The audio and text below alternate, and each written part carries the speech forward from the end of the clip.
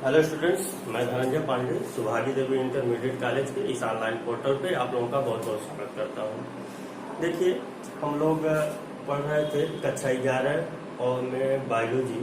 तो चूंकि ये जो पार्ट है हमारा cell the unit of life, ये पार्ट सिर्फ 11th के लिए ही नहीं बल्कि 9th के लिए भी समान रूप से उपयोगी है। पहले बता चुके हैं हम क्यों उपयोगी है, क्योंकि आप बेहतर तरीके से जान रहे हैं कि कक्षा 8 के बाद बच्चे जब 9th में आते हैं तो भी वहाँ बायोलॉजी सही से पढ़ाना शुरू, मतलब साइंस जो है आपका फिजिक्स केमिस्ट्री बायोलॉजी के रूप में अलग अलग सेक्शन बांट के पढ़ाया जाता है। 11th में उसी को ब्रॉड रूप दे दिया जाता है। तो यही है कि 9th में थोड़ा सा इसको हल्के में बताया गया है और 11th में आपको काफी ब्रॉड करके बताया गया है। तो 9th वाले बच्चों के लिए भी उपयोगी है और खास 11th और 12th तो खास तो इसको पढ़ना ही है नेसेसरी।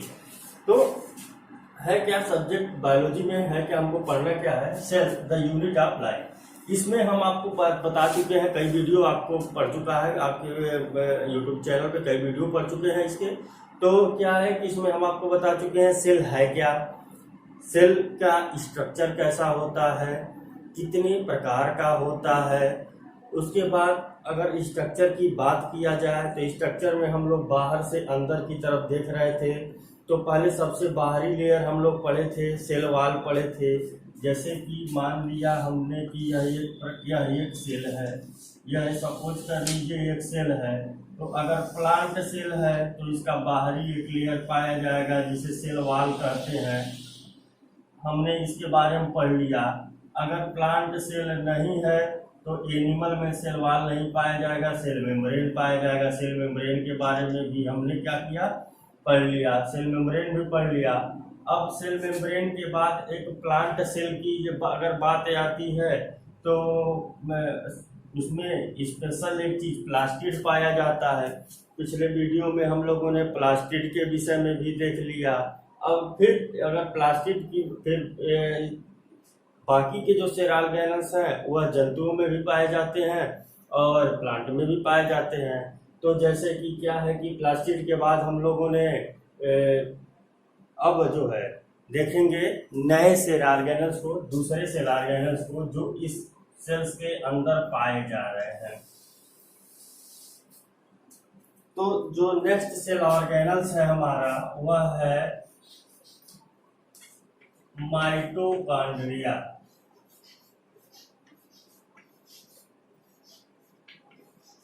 नेक्स्ट सेल ऑर्गेनल्स हमारा है माइटोकॉन्ड्रिया। माइटोकॉन्ड्रिया क्या है, तो पहले तो ये जान लीजिए कि ये माइटोकॉन्ड्रिया है क्या, तब आपको समझ में आएगा कि इसका स्ट्रक्चर और बाकी के फंक्शन समझ में आएगा।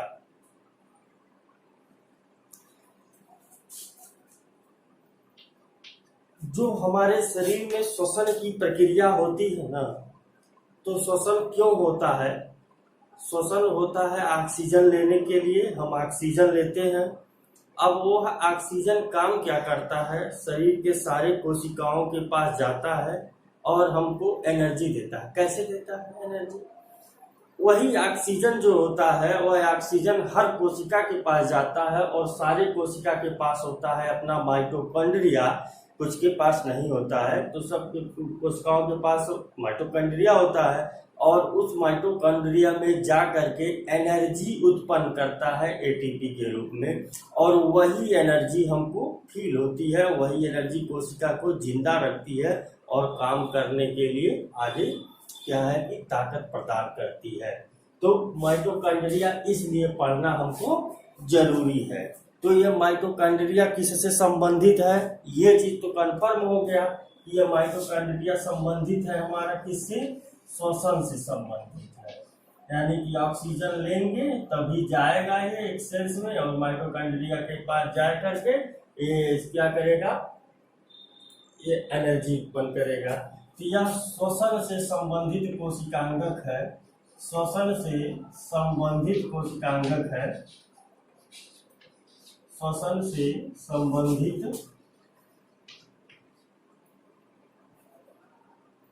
एक तंतुवार तंतुवार कोशिकांगक है।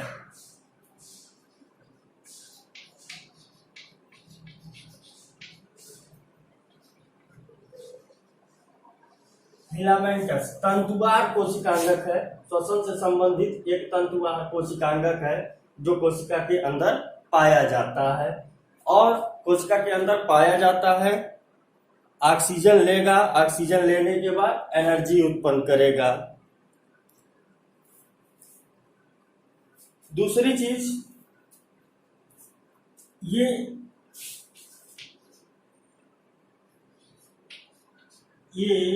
यूकैरियोटिक सेल,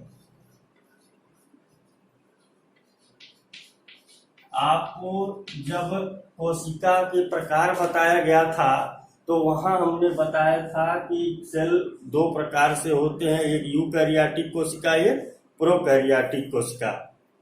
तो दोनों चीज बताए थे। तो यूकैरियोटिक कोशिका में पाए जाते हैं, यूकैरियोटिक कोशिका में पाए जाते हैं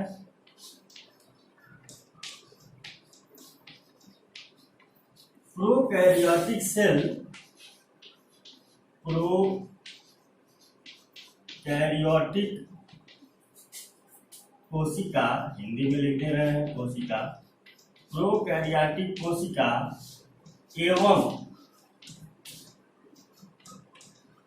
स्तनियों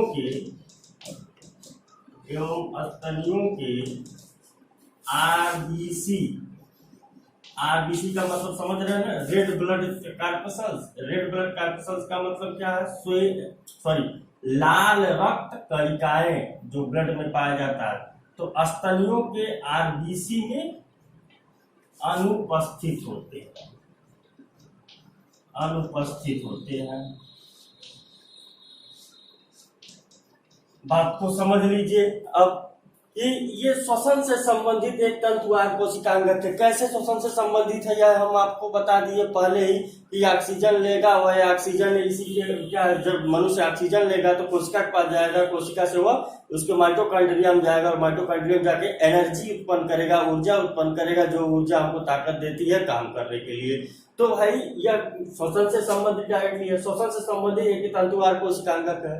कहाँ पाया जाता है? यूकैरियोटिक कोशिकाओं में पाया जाता है। यूकैरियोटिक कोशिका क्या है पहले वीडियो में बताया जा चुका है। और कहाँ नहीं पाया जाता है? तो प्रोकैरियोटिक कोशिका एवं स्तनियों के आरबीसी में नहीं पाया जाता है। प्रोकैरियोटिक कोशिका और स्तनियों के आरबीसी में क्यों नहीं पाया जाता है? तो ये चीजें जो है कि प्रोकैरियोटिक जो सेल्स है, तो प्रोकैरियोटिक सेल्स में माइटोकॉन्ड्रिया के समान ही दूसरी संरचना होती है। वहां आपको बताया गया होगा इस तरह से कि आपका ये जो बैक्टीरियल सेल था, तो बैक्टीरियल सेल यानी कि प्रोकैरियोटिक सेल, एक बैक्टीरियल सेल जो था, तो बताया गया था कि ये बैक्टीरियल सेल है। तो इस बैक्टीरियल सेल में ऊपर से ऐसे ये मुड़ी हुई एक झिल्ली, ये झिल्ली ऊपर वाली मुड़ जाती है और मुड़ करके कुछ इस प्रकार की संरचना बनाती है और इसी संरचना को कहते हैं मीजोसोम। और यह मीजोसोम इस माइटोकॉन्ड्रिया के ही समजात होता है, अर्थात जो काम यह माइटोकॉन्ड्रिया करता है वही काम प्रोकैरियोट में मीजोसोम करता है। तो इसलिए प्रोकैरियोट में स्तनियों के आरबीसी में क्या होता है? अनुपस्थित होता है, क्योंकि आरबीसी को भी जरूरत नहीं होती है एनर्जी की। ठीक, तो क्या है कि प्रोकैरियोट में प्रोकैरियोट माइटोकॉन्ड्रिया किससे संबंधित, किसके समानांतर है? मीजोसोम के। यूकैरियोट में माइटोकॉन्ड्रिया, प्रोकैरियोट में मीजोसोम। तो मीजोसोम किसके समानार्थी है? तो माइटोकॉन्ड्रिया के। तो माइटोकॉन्ड्रिया किसके समानार्थी है? तो मीजोसोम के। याद रखिएगा, बहुत इंपॉर्टेंट चीज है ये। ठीक, अब ये चीज हो गया, इनको नोट कर लीजिएगा। इसके बाद है क्या कि इसका नाम किसने दिया, कैसे दिया? तो माइटोकॉन्ड्रिया सर्वप्रथम, माइटोकॉन्ड्रिया को सर्वप्रथम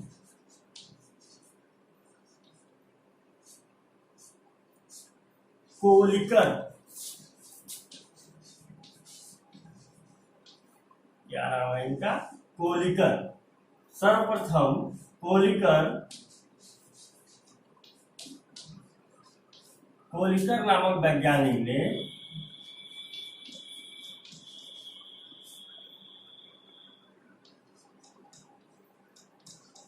कोलिकर नामक वैज्ञानिक ने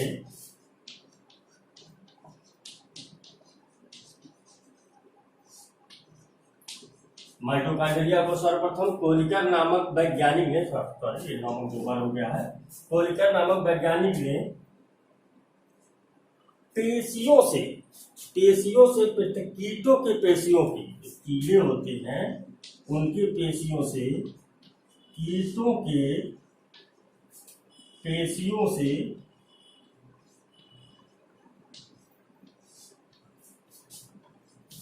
पृथक किया था। तो अब माइटोकॉन्ड्रिया क्या है ये चीज आप लोग जान गए। अब इसका नाम किसने दिया, तो सर्वप्रथम कोलिकर नामक वैज्ञानिक ने इनको कीटों के पेशियों से पृथक किया, कीटों के पेशियों से पृथक किया और उसके फिजियोलॉजी को समझा कि आखिर ये क्या चीज है, कैसे काम करती है। तो देखा उसने कि एनर्जी दे रहा है, तो उसको बोला, इन्होंने नहीं बोला, कोलिकर नहीं बोला, तो पावर हाउस है। किसका पावर हाउस है, कोशिका का power house of the cell है, कोशिका का power house of the cell है। तो कोलिकर ने इनको कीटों की पेशियों से पृथक किया और इसको बोला कि ये power house of the cell है। फिर इसके बाद दूसरे वैज्ञानिक आते हैं अल्टमान। अल्टमान ने बाद में जाकर के अल्टमान ने इसी माइटोकॉन्ड्रिया अल्टमान ने बायोप्लास्ट नाम दिया। अल्टमान ने बायोप्लास्ट नाम दिया। ठीक, अल्टमान ने कहा कि हाँ इसका नाम बायोप्लास्ट रहेगा, बायोप्लास्ट रहेगा। फिर दूसरे वैज्ञानिक आए बेंडा। तो बेंडा ने क्या कहा कि बेंडा ने ही इसे ओरिजिनल नाम दिया, या बेंडा ने इसे माइटोकॉन्ड्रिया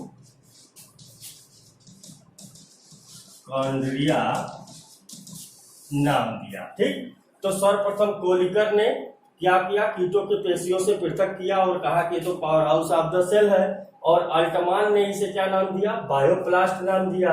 और बेंडा ने क्या किया, इसे माइटोकॉन्ड्रिया कहा। ठीक, तो ऐसे अगर कहा जाए तो इसकी खोज का श्रेय किसको जाता है, कोलिकर को। तो माइटोकॉन्ड्रिया को सर्वप्रथम खोजा किसने, कोलिकर ने खोजा।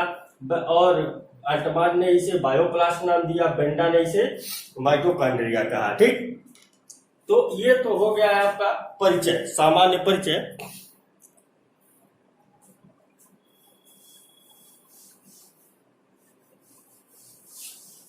वीडियो को पॉज करके नोट करते रहिएगा टॉपिक को। अब देखिए, ये सामान्य परिचय हो गया कि माइटोकॉन्ड्रिया क्या है, क्यों पढ़ रहे हैं हम लोग। यह श्वसन से संबंधित एक तंतुवार कोशिकांगक है। दूसरा क्या, यह यूकैरियोटिक कोशिकाओं में ही पाया जाता है। तीसरा क्या, यह प्रोकैरियोटिक कोशिकाओं स्तनियों के आरबीसी में अनुपस्थित हो जाता है। किसने खोजा, तो इसको सर्वप्रथम खोज किया था कोलिकर ने, कीटों के पेशियों से पृथक करके।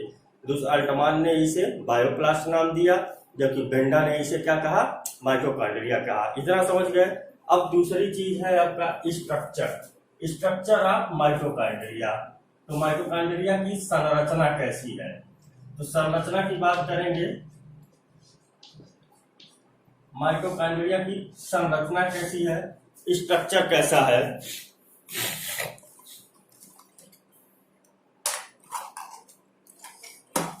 तो स्ट्रक्चर देख लीजिए।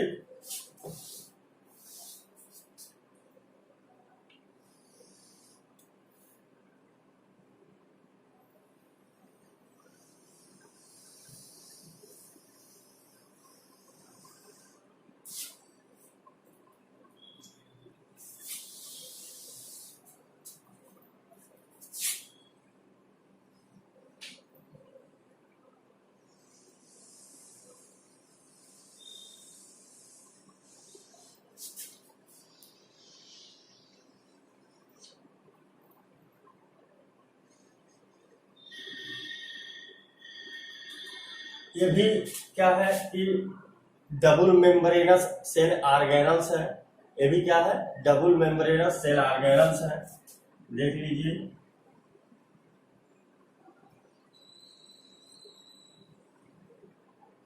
सॉरी, ये डबल मेम्ब्रेनस सेल ऑर्गेनल्स है। लेकिन इसकी जो बाहर वाली झिल्ली होती है, तो बाहर वाली झिल्ली तो ऐसे साफ होती है, बनी किसकी होती है। यह चीज आप लोगों को जब प्लाज्मा मेम्ब्रेन बताया गया था, तो प्लाज्मा मेम्ब्रेन में आपको डिटेल में इसको बताया गया था कि प्लाज्मा मेम्ब्रेन कोशिका की बाहरी झिल्ली और कोशिका के अंदर जो कोशिकांगक होते हैं उनकी बाहरी झिल्ली लाइपोप्रोटीन यानी लिपिड और प्रोटीन की बनी होती है। तो यह बाहर वाली झिल्ली है। अब बाहर वाली झिल्ली सामान्य अवस्था में होती है, जबकि अंदर वाली झिल्ली जो होती है वह अंदर वाली झिल्ली क्या है कि मुड़ी हुई रहती है।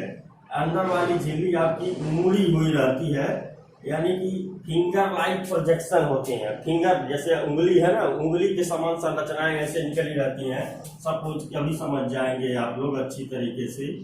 देख लीजिए, ये झिल्ली है,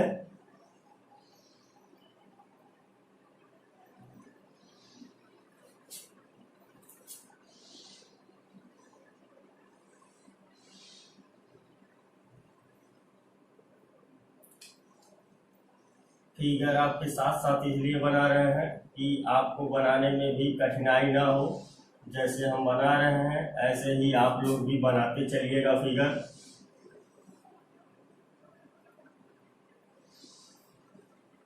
आपकी किताबों में जो दिए गए हैं फिगर्स,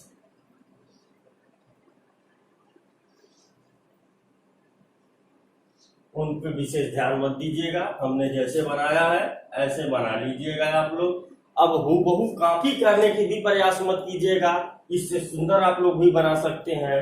जैसे भी आपको करना क्या है कि जैसे ये झिल्ली थी सामान्य रूप से ना, तो ये अंदर वाली झिल्ली यह भी दोहरी झिल्ली है। यह भी क्या है कि डबल मेम्ब्रेनस सेल ऑर्गेनल्स है, यानी कि दो मेम्ब्रेन पाए जाएंगे, दो झिल्लियां पाई जाएंगी, दोहरा अस्तर होगा। लेकिन ये ऊपर वाली झिल्ली सामान्य रूप में रहेगी, लेकिन नीचे वाली झिल्ली जो होगी वह क्या होगा कि बीच बीच में ऐसे बीच बीच में मुड़ जाएगी। बीच बीच में ऐसे देखिए फिंगर लाइक प्रोजेक्शन हो गया है, यानी ऐसे उंगली के नुमा से बीच बीच में धस गई है। तो इसके धसने से क्या होगा कि अंदर वाली झिल्ली का सरफेस एरिया बढ़ जाएगा, यानी क्या जो झिल्ली है क्या हो जाएगी, मोटी हो जाएगी। जैसे रस्सी होती है ना, खूब बड़ी सी रस्सी होती है, तो उसको क्या करते हैं, अगर रखना रहता है कम जगह में तो उसको ऐसे लपेटते हैं एक के बाद एक। तो उसी तरीके से यह भी क्या है कि फिंगर लाइक प्रोजेक्शन जो निकल गया है अंदर की तरफ, साइटोप्लाज्म में अंदर की तरफ, तो इससे होता क्या है कि इसका सरफेस एरिया इस झिल्ली का बढ़ जाता है। तो बाहर वाली झिल्ली को, यह आपका क्या है, आउटर मेम्ब्रेन,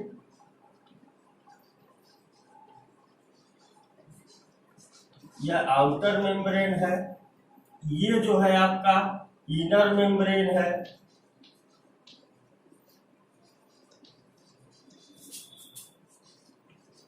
ये आपका इनर मेम्ब्रेन है। और दोनों झिल्लियों के बीच का ये जो स्थान है, दोनों के बीच का जो स्थान है, आउटर मेम्ब्रेन और इनर मेम्ब्रेन, इनके जो बीच में स्थान है, इसमें भी एक फ्लूइड लिक्विड भरा रहता है। इसमें भी एक लिक्विड पदार्थ भरा रहता है। तो ये जो भरा हुआ भाग है, तो इस भाग को कहते हैं पेरी माइटोकॉन्ड्रियल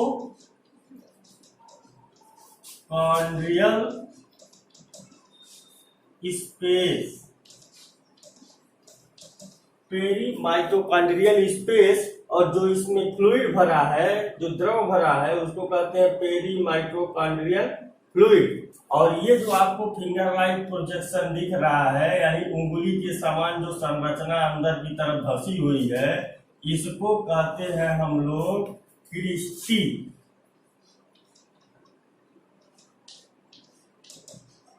ये चीज नोट कीजिएगा कि अगर आपको जो कोई हिंदी और इंग्लिश वाली जो समस्या होती है, तो आप चाहे हिंदी में लिखेंगे तो भी आपको क्रिस्टी ही लिखना पड़ेगा, अंग्रेजी में लिखेंगे तो भी आपको क्रिस्टी ही लिखना पड़ेगा। तो आपके ऊपर डिपेंड करता है कि इंग्लिश में लिखेंगे कि हिंदी में लिखेंगे आप लोग।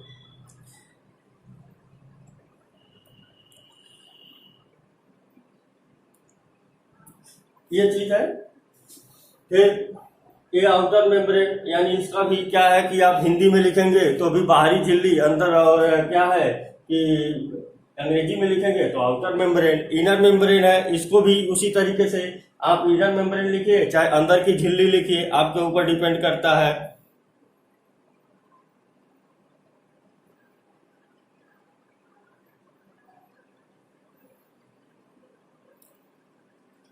ठीक, तो इसे क्या है कि ये जो फिंगर लाइक प्रोजेक्शन आपको दिख रहा है, तो इस प्रोजेक्शन को क्या कहते हैं, क्रिस्टी कहते हैं। तो क्रिस्टी, जड़ में क्रिस्टी कहते हैं, या और पादप अगर रहेगा, पौधा है तो पौधे में इसे क्या कहते हैं, ट्यूब्यूली, ट्यूब्यूली बोलते हैं। ठीक है, तो जड़ में क्रिस्टी कहते हैं, पादप में ट्यूब्यूली बोलते हैं। अब देखिए इसके अंदर जो संपूर्ण द्रव्य भरा हुआ है, जो संपूर्ण द्रव्य भरा हुआ है इसके अंदर, यानी कि कुछ भी तो इसके अंदर जो भी भरा होगा ना, जो भी मटेरियल है सेकेंड वाली झिल्ली के अंदर, इसको हम लोग कहते हैं मैट्रिक्स, इसको कहते हैं मैट्रिक्स। अब देखिए इसमें 70S प्रकार के राइबोसोम भी पाए जाते हैं। तो राइबोसोम भी पाए जाते हैं, कैसे, 70S प्रकार के राइबोसोम कैसे हैं, 70S प्रकार के हैं। डीएनए भी पाया जाता है इसमें, लेकिन डीएनए कैसा होता है, सर्कुलर डीएनए होता है। तो डीएनए जो है वो कैसा है, सर्कुलर है, सर्कुलर डीएनए भी पाया जाता है। अब देखिए जो मेन पार्ट है जो हमको स्पेशली पढ़ना है कि इसी जो ये क्रिस्टी है, इन क्रिस्टी में क्या होता है कि ऐसे खूंटी के नुमा संरचनाएं होती है। जब खूंटी होता है ना, दीवारों में ठोका जाता है कील, तो ऐसे कील खूंटियों के समान ऐसे संरचनाएं ऐसे होती हैं। तो ये संपूर्ण पार्ट पे होती है, संपूर्ण क्रिस्टी पर ऐसे धंसी रहती, लगी रहती है। ठीक,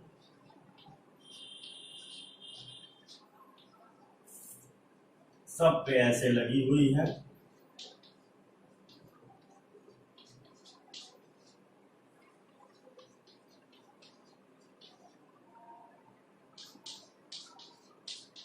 ये खूंटी की समान संरचनाएं सब पे लगी हुई हैं। साइटोप्लाज्म में अंदर की तरफ हम थोड़ा कमी बना रहे हैं, आप संपूर्ण क्रिस्टी पर बना लीजिएगा।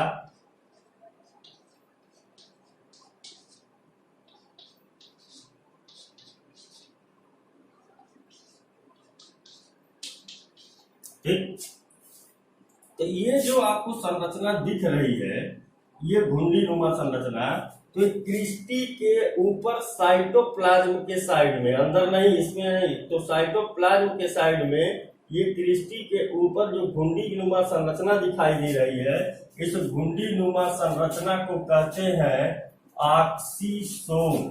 क्या कहते हैं, इसको कहते हैं F1 पार्टिकल, F1 पार्टिकल या ऑक्सीसोम कहते हैं, F1 पार्टिकल या ऑक्सीसोम कहते हैं। इसी F1 पार्टिकल या ऑक्सीसोम पर ही श्वसन श्रृंखला के एंजाइम स्थित होते हैं। एंजाइम होते हैं श्वसन के लिए, जो एंजाइम आवश्यक है वो एंजाइम इसी F1 पार्टिकल पर आपके स्थित होते हैं। ऑक्सीजन आएगा और ऑक्सीजन कोशिका में घुसने के बाद माइटोकॉन्ड्रिया के पास आएगा, और माइटोकॉन्ड्रिया की ये वाली जो पार्ट है, यहाँ पर आपका श्वसन श्रृंखला के एंजाइम है, यहाँ से ऑक्सीजन बाइंड होगा और यहीं पर क्या करेगा, एटीपी का निर्माण करेगा। ये क्या करेगा, एटीपी का निर्माण करेगा। तो ये आपका क्या है, स्ट्रक्चर है माइटोकॉन्ड्रिया का। द्विस्तरीय झिल्ली है, अंदर की झिल्ली क्या, बाहर की झिल्ली सामान्य होती है, अंदर की झिल्ली क्या होती है, मुड़ी हुई रहती है, और मुड़ करके उंगली की समान संरचनाएं अंदर की तरफ धंसी रहती हैं। उन उंगली के समान संरचनाओं को हम लोग क्रिस्टी कहते हैं, और क्रिस्टी पर क्या, क्रिस्टी कहते हैं। फिर माइटोकॉन्ड्रिया के अंदर भरे हुए संपूर्ण द्रव्य को क्या कहते हैं, मैट्रिक्स कहते हैं। इसमें 70 प्रकार के राइबोसोम पाए जाते हैं, सर्कुलर डीएनए पाया जाता है, क्रिस्टी पर साइटोप्लाज्म के तरफ खूंटी नुमा संरचनाएं होती है। उन खूंटी नुमा संरचनाओं को F1 पार्ट के लिए ऑक्सीसोम कहते हैं। इन्हीं ऑक्सीसोम पर श्वसन श्रृंखला के एंजाइम स्थित होते हैं, जहां पर ऑक्सीजन आके बढ़ता है और बढ़ करके एटीपी के रूप में ऊर्जा मुक्त करता है। एटीपी के रूप में ऊर्जा मुक्त करता है। एटीपी क्या है? Adenosine triphosphate. Adenosine triphosphate ATP के रूप में ऊर्जा मुक्त करता है। तो ये हो गया आपका स्ट्रक्चर। अब स्ट्रक्चर के बाद आप इसको वीडियो को पॉज कीजिएगा। वीडियो को पॉज करने के बाद इस फिगर को बना लीजिएगा। फिगर को बना करके संरचना हमने जैसे बोला है हूबहू आप अपने कॉपी में लिख लीजिएगा। ठीक, तो ये आपका संरचना हो गया। तो संरचना आप देख लिया हम लोगों ने।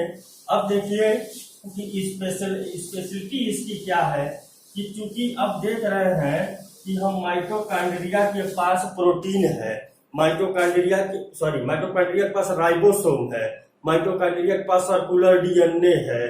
तो जब इसके पास राइबोसोम भी है, सर्कुलर डीएनए भी है, ऑक्सीजन भी आ रहा है इसके पास, और ये अपना खुद एनर्जी प्रोड्यूस कर ले रहा है, तो माइटोकॉन्ड्रिया इसका अगर कार्य, माइटोकॉन्ड्रिया को कहते हैं इसीलिए है हम लोग स्वायत्त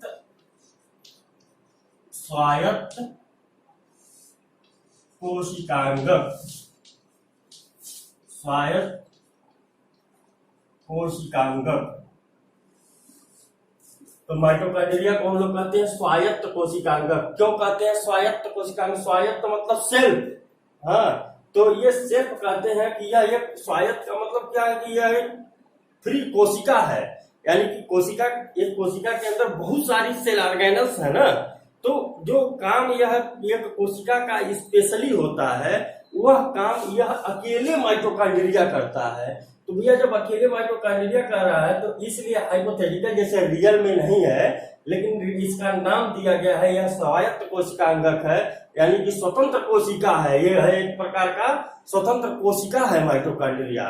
तो याद रखिएगा, कभी कभार ऑब्जेक्टिव पूछता है। तो यह एक स्वायत्त कोशिकांगक है। क्यों है बता दिया हमने आपको। 70% प्रोटीन इसमें पाया जाता है माइटोकॉन्ड्रिया में ही। संपूर्ण क्या है कि संपूर्ण कोशिका का 70%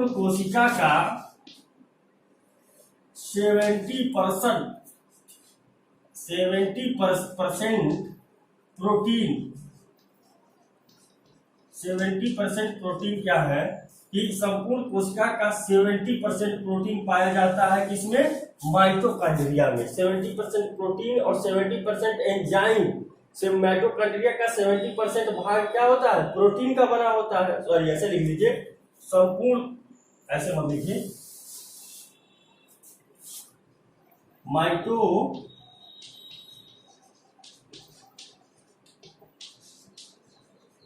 माइटोकॉन्ड्रिया का 70% भाग प्रोटीन का बना होता है। प्रोटीन का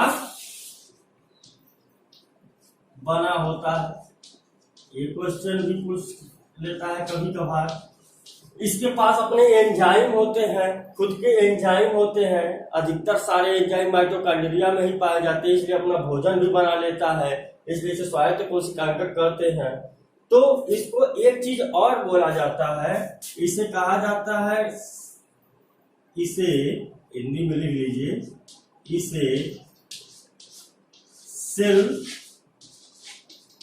विदिन सेल, यानी कि सेल विदिन सेल, यानी कि हिंदी में कह सकते हैं कोशिका के अंदर कोशिका। सेल विदिन सेल, कोशिका के अंदर कोशिका भी कहा जाता है। माइटोकॉन्ड्रिया को कोशिका के अंदर कोशिका भी कहा जाता है। तो स्पेशल फीचर माइटोकॉन्ड्रिया का, यह एक स्वायत्त कोशिकांगक है। स्वायत्त कोशिकांगक क्यों है? क्योंकि यह क्या है कि एनर्जी उत्पन्न करता है और अपना भोजन खुद ही बना लेता है, जैसा कि यह खुद कोशिका करती है, इसलिए स्वायत्त कोशिकांगक है। इसका 70% भाग प्रोटीन का बना होता है और इसे क्या है? सेल विदिन सेल, कोशिका के अंदर कोशिका कहते हैं। कोशिका के अंदर कोशिका कहते हैं। होमवर्क के रूप में आप लोगों के रहेगा। नेक्स्ट वीडियो में मैं आपसे पूछूंगा ही कि ये सेल विद इन सेल, चूंकि ये माइटोकॉन्ड्रिया जो है इसी के समरूप कोई एक और सेल है जो अपना भोजन खुद बनाता है। सेल ऑर्गेनल्स है, इसी के समरूप एक और सेल ऑर्गेनल्स है जो अपना भोजन खुद बना लेता है। कौन सा सेल ऑर्गेनल्स है वो आप लोग ढूंढिएगा, बुक में नहीं मिलेगा तो हमसे पूछ लीजिएगा, ठीक है, बताएंगे। थोड़ा मेहनत कीजिए कि कौन सा ऐसा कोशिकांगक है जो माइटोकॉन्ड्रिया के तरह ही क्या है कि अपना भोजन खुद बना लेता है यूकैरियोटिक सेल्स में, ठीक है। तो चलिए, ये आपका स्पेशल फीचर। काम की अगर बात करेंगे तो काम में इसे वर्क में काम में इसे क्या कहा जाता है कि power house of the cell. क्या कहते हैं इसे? Power house of the cell, यानी कोशिका का ऊर्जा गृह। हिंदी में इसे कहते हैं कोशिका का ऊर्जा गृह। तो ये क्या है? कोशिका का ऊर्जा गृह, मतलब घर, ऊर्जा गृह या ऊर्जा भंडार, कोशिका का ऊर्जा भंडार या कोशिका का ऊर्जा गृह जो कह लीजिए। तो माइटोकॉन्ड्रिया को power house of the cell क्यों कहा जाता है? क्योंकि ये क्या करता है, काम में क्या करता है, यह एटीपी का निर्माण करता है। एटीपी का निर्माण करता है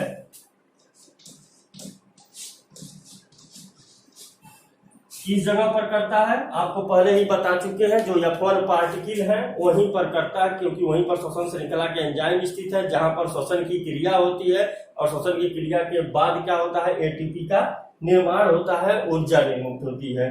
तो ये एडिनोसिन ट्राइफॉस्फेट का निर्माण करता है। यह क्या है? एडिनोसिन ट्राइफॉस्फेट क्या है? पैकेट है, ऊर्जा का क्या है? बंडल है, ऊर्जा का बंडल इसे कह सकते हैं। ये ऊर्जा का बंडल है कि जब फटता है, यानी कि जब यह फैलता है तो हमारे शरीर को ऊर्जा देता है, ठीक है। तो ये क्या है? एटीपी का निर्माण भी करता है। Power house of the cell इसे कहते हैं माइटोकॉन्ड्रिया को। तो ये हमारा एक स्पेशल कोशिकांगक रहा।